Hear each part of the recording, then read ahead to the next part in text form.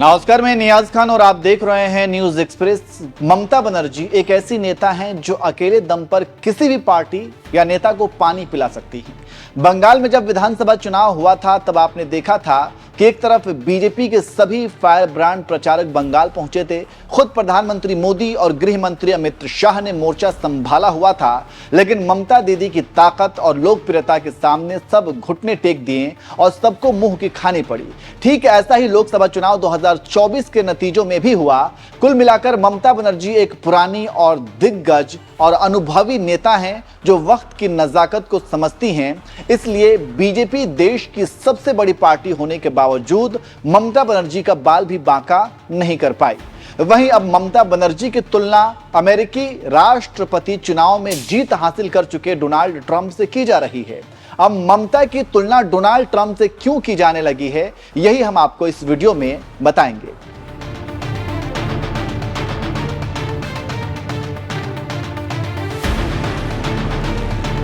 आपको पता है कि डोनाल्ड ट्रंप ने अमेरिकी राष्ट्रपति चुनाव में जीत हासिल की है। दूसरी बार ट्रंप दुनिया के सबसे ताकतवर देश अमेरिका के राष्ट्रपति बनने जा रहे हैं। ट्रंप की जीत के बाद दुनिया के सभी ताकतवर नेता ट्रंप को जीत की बधाई दे रहे हैं। वहीं प्रधानमंत्री मोदी ने भी ट्रंप की जीत की बधाई दी। लेकिन इसी बीच अब बंगाल के मुख्यमंत्री ममता बनर्जी की तुलना ट्रंप से की जा रही है। ऐसा क्यों, हम आपको बताएंगे, लेकिन उससे पहले आपको बता दें कि अभिषेक बनर्जी को ममता बनर्जी के उत्तराधिकारी के तौर पर देखा जाता है। यहां तक कि तृणमूल कांग्रेस के दिग्गज नेता कुणाल घोष भी अभिषेक बनर्जी को बंगाल में भविष्य का सीएम बता दिया है। अभिषेक बनर्जी के जन्मदिन से एक दिन पहले टीएमसी नेता कुणाल घोष ने सोशल मीडिया पर पोस्ट कर कहा था, अभिषेक एक दिन पश्चिम बंगाल के मुख्यमंत्री बनेंगे, तृणमूल कांग्रेस को एक नए युग में ले जाएंगे। वे ममता बनर्जी की भावनाओं और विरासत का प्रतीक हैं। उन्होंने कहा था कि अभिषेक भले ही कम उम्र के हों, लेकिन जब तक मैं टीएमसी में सक्रिय हूं वे मेरे नेता हैं। वहीं आपको यह भी पता होगा कि लोकसभा चुनाव से पहले टीएमसी के अंदर नए नेताओं और पुराने नेताओं को लेकर भी एक जंग छिड़ी थी और टीएमसी को दो खेमों में बटा हुआ बताया गया था। यहां तक कि अभिषेक बनर्जी ने यहां तक कह दिया था, जैसे दूसरी नौकरी में रिटायरमेंट की उम्र होती है वैसे ही राजनीति में भी होनी चाहिए। इसके अलावा ममता बनर्जी की करीबी और पार्टी के पुराने नेता कल्याण बनर्जी ने भी कहा था, पश्चिम बंगाल में ममता बनर्जी के बाद कोई नेता है जो मुख्यमंत्री बन सकता है तो वो अभिषेक ही हैं। तो इस तरीके से तृणमूल कांग्रेस के दिग्गज नेताओं ने अभिषेक बनर्जी के सीएम होने की हिमायत की थी और उन्हें अगला सीएम भी बताया था।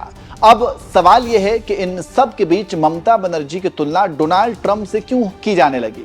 तो चलिए अब आपको बता देते हैं।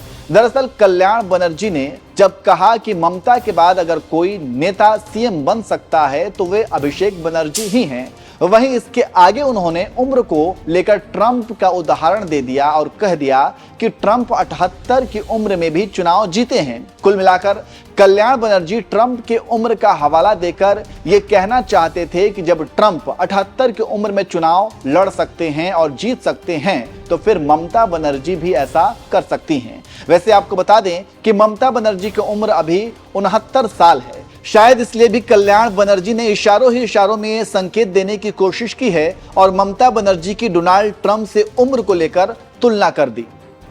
वैसे आपको बता दें कि बंगाल में अगला विधानसभा चुनाव 2026 को होना है। उससे पहले ही तृणमूल कांग्रेस के अंदर भी कई तरह के बदलाव की बात कही जा रही है, इसलिए भी सीएम फेस को लेकर चर्चा तेज है। अब देखना होगा कि अगले विधानसभा चुनाव तक ममता दीदी ही सीएम फेस रहती हैं या फिर उनकी जगह अभिषेक बनर्जी को सीएम फेस बताया जाता है। वैसे आपको क्या लगता है, आप भी कमेंट करके जरूर बताएं।